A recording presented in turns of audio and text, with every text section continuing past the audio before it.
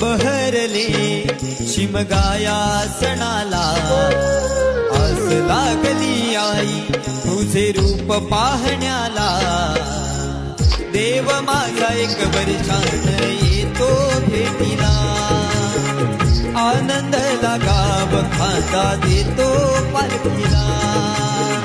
चरणाशी येतो आई आशीर्वाद घ्यायला